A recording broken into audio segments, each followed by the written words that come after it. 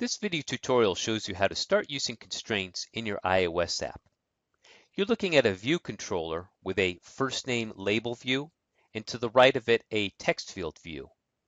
And in my Xcode 6 Content Assistant, if you have preview set, you might be displaying a Swift file. You're able to see how this looks in the landscape view. And you can see that although it looks okay in portrait view, the top controls take up all the available real estate for the width of the iOS 4.7-inch device. You'll see it doesn't look so good in the landscape mode.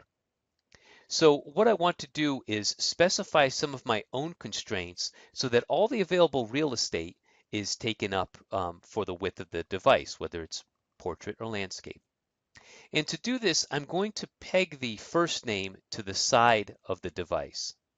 And I'm going to peg the text field to the other side of the device.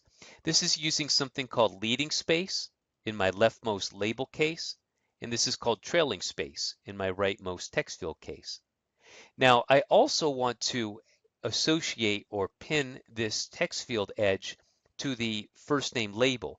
The label is expected to be fixed no matter how I rotate it, but the text field I want to accommodate a longer first name. So to do that, I'm going to start off by control dragging from the label to the boundary of the view controller, and I'm going to set leading space to container margin.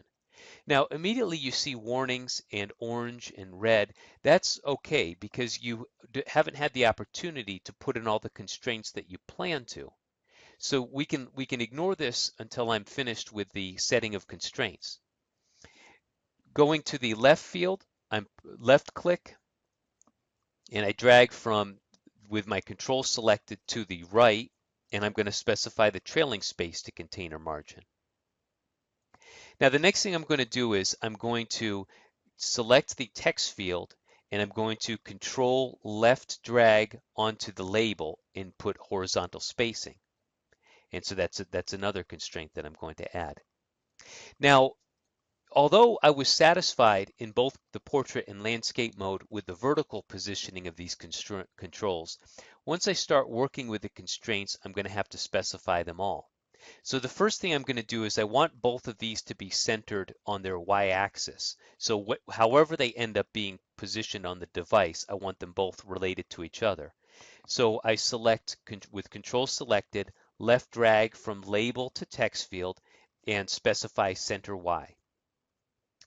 And now the final step that I need to do is this still has some ambiguity as to where it can be aligned within the view controller vertically.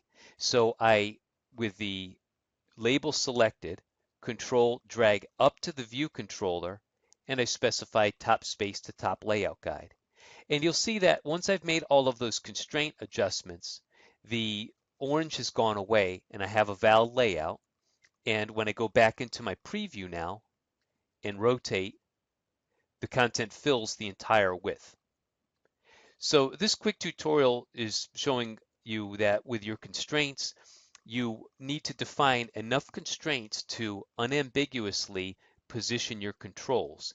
And what that means is you want to add the constraints that are specifying the behavior you want, but you'll also be called on to specify things, in this case, the vertical positioning of your fields.